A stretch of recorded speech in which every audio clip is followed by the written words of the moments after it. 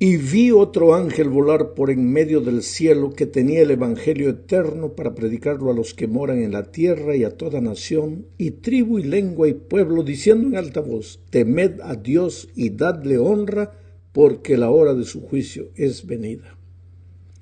¿Te das cuenta que el remanente aparecería en el escenario profético para anunciar la llegada de la hora del juicio? Bueno, el juicio es parte del tema del santuario. La misión del remanente es predicar el evangelio eterno, pero en el contexto del juicio investigador. Pero tú sabes que no existe juicio sin juez, y tampoco sin abogado, y el abogado es Cristo. Entonces aquí volvemos a Cristo como el centro del tema del santuario, y en realidad como el centro de la Biblia. Hay muchos cristianos que se preguntan por qué damos tanto énfasis al tema del santuario. Solo que este énfasis no es un capricho de la Iglesia, es el tema central de la Biblia. La redención en Cristo, simbolizada en el santuario de Israel, es como un hilo rojo que atraviesa cada página de las Sagradas Escrituras. El Evangelio es eterno, no es una enseñanza particular del Nuevo Testamento. La raíz del Evangelio está en el Antiguo Testamento. Desde que Adán y Eva pecaron, fue necesario que un cordero fuese sacrificado. Y Dios, al sacrificar ese cordero para prepararles túnicas para Adán y Eva, les estaba diciendo que sin derramamiento de sangre no habría remisión de pecados. ¿Sabes, mi amado? El pecado existe, es una realidad incontestable. Todos pecamos y estamos destituidos de la gloria de Dios. La paga del pecado es la muerte. Por tanto, todos tendríamos que morir. Pero allí aparece el Señor Jesús y ofrece su vida por el pecador. Ese acto maravilloso de entregar su vida por el pecador es el tema del sacrificio como centro de la redención. Solo que el ser humano, con su mente finita, pecaminosa, limitada, tendría dificultad para entender este misterio de por qué un Dios maravilloso se hizo hombre para morir por él en la cruz del Calvario. La mente humana no entendería eso. Por eso Dios ilustra lo que sucedió en la cruz a través del ceremonial del santuario. Entonces, los israelitas, por ejemplo, cuando ofrecían todos los días la vida de un inocente cordero como sacrificio por su pecado, ellos estaban viendo ahí y imaginando lo que iba a suceder con el Cordero de Dios que un día sería sacrificado en la cruz del Calvario. Cada vez que el israelita llevaba un corderito al santuario para ser sacrificado, pues recordaba que el precio del pecado es la sangre de un inocente, y en esa víctima inocente el israelita pecador depositaba su confianza de que un día el Cordero de Dios que quita el pecado del mundo moriría por él en la cruz del Calvario. Cada detalle del santuario explica de alguna manera el proceso de la salvación. Nada sucedía en el santuario sin un propósito. Cada utensilio, cada ceremonia, desde el cordero sin mancha, pasando por la actitud arrepentida del pecador, hasta la participación del sacerdote, tanto en el lugar santo cuanto en el santísimo, todo era un símbolo de lo que sucede en el cielo para salvar al ser humano.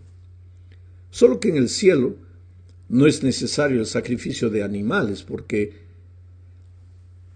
los animales eran sacrificados en la tierra. Esos animales eran apenas un símbolo de la verdadera víctima inocente que es Cristo.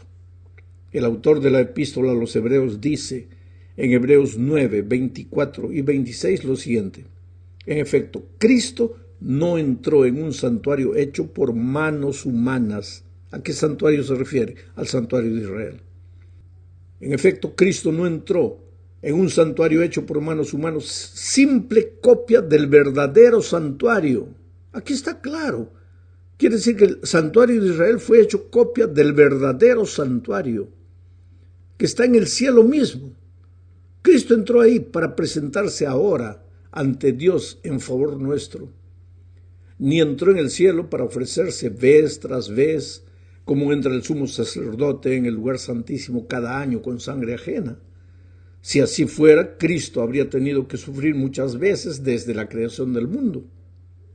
Al contrario, ahora, al final de los tiempos, y se está refiriendo a nuestros días, se ha presentado una sola vez y para siempre a fin de acabar con el pecado mediante el sacrificio de sí mismo.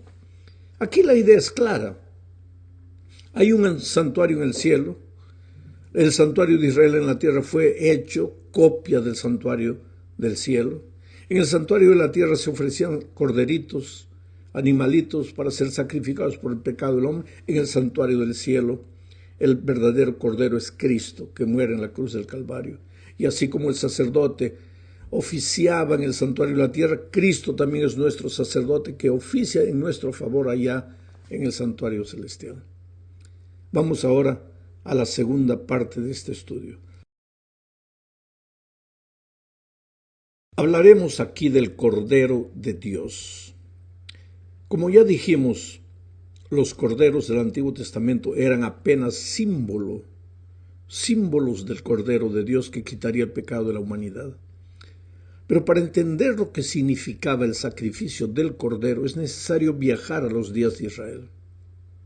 Lo que necesitamos recordar es lo que sucedía cada vez que un pecador llevaba al santuario un corderito para ser sacrificado por su pecado.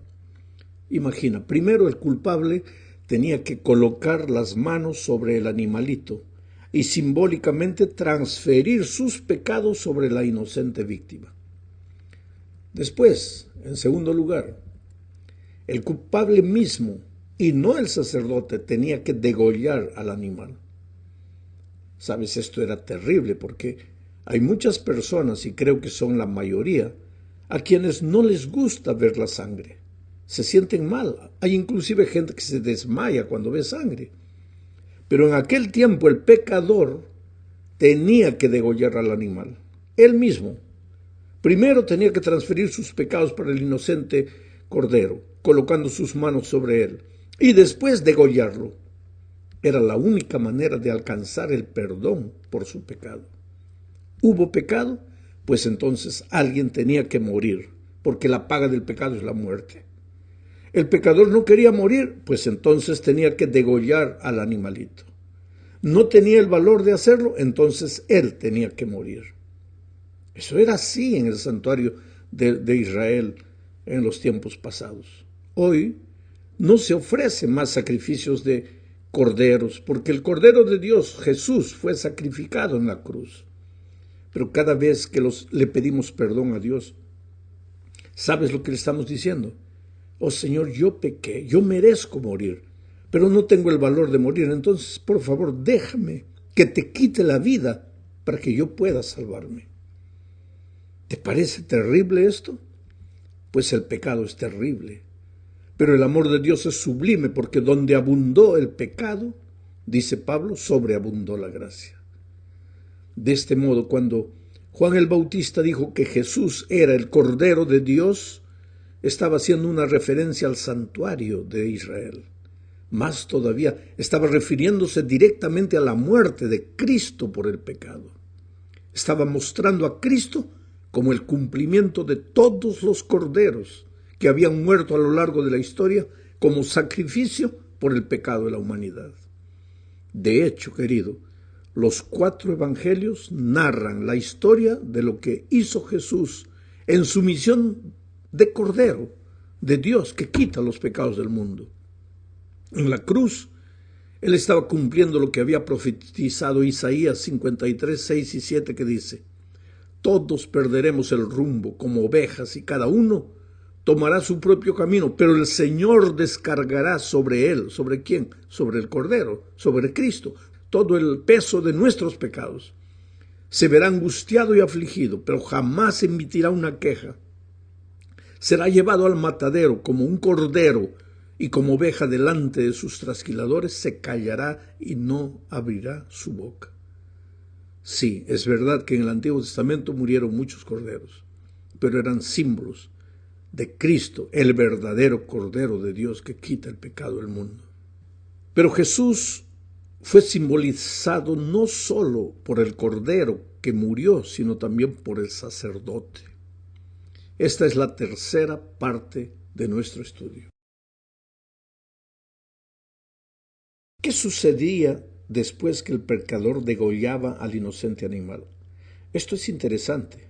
Mira, leamos Levítico 4, 30 y 31. Dice: luego el sacerdote tomará con el dedo un poco de la sangre y la untará sobre los cuernos del altar del holocausto, y luego derramará al pie del altar el resto de la sangre. Al animal ofrecido el sacerdote le quitará toda la grasa, tal y como se la quita al sacrificio de paz, y la quemará sobre el altar en olor grato para el Señor. Así el sacerdote hará expiación por el infractor y éste será perdonado. Sabes, mi amigo, los cuernos del altar eran la parte más alta del altar.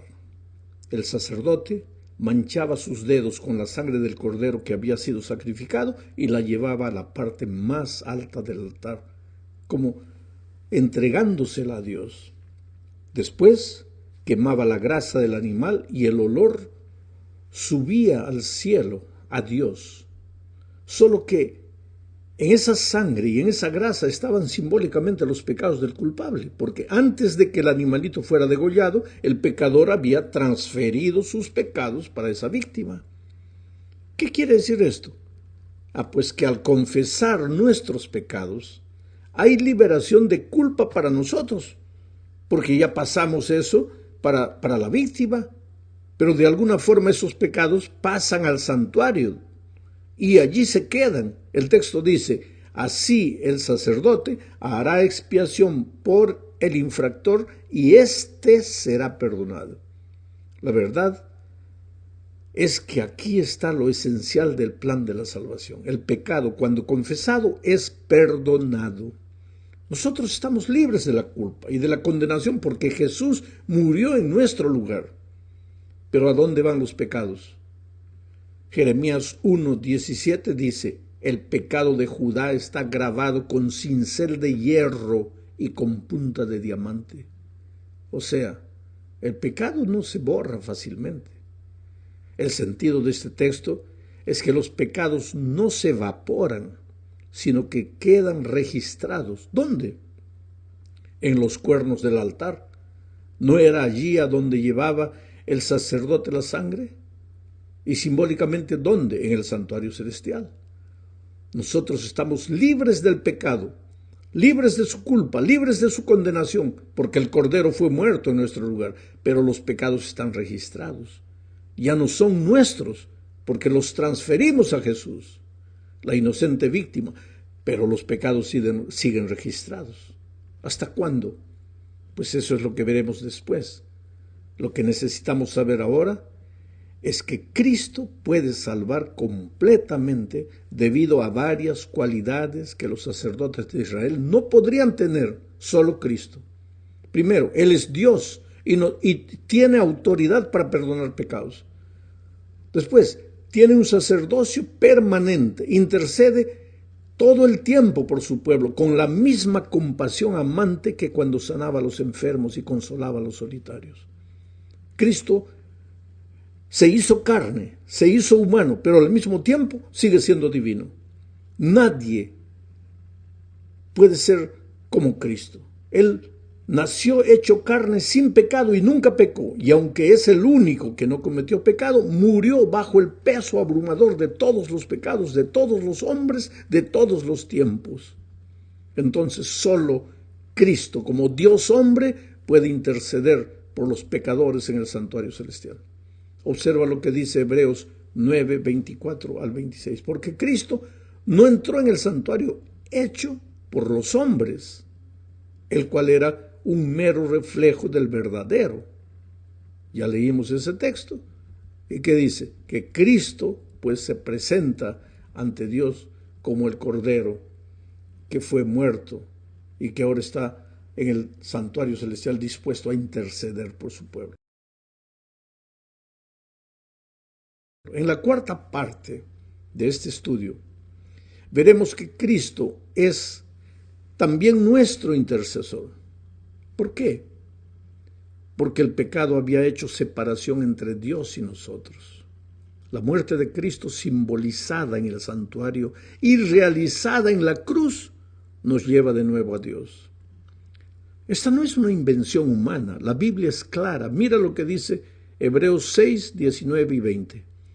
Esta esperanza mantiene nuestra alma firme y segura como un ancla y penetra hasta detrás del velo donde Jesús, nuestro precursor, entró por nosotros y llegó a ser sumo sacerdote para siempre según el orden de Melquisedec. De acuerdo al texto, ¿qué hizo Jesús por nosotros?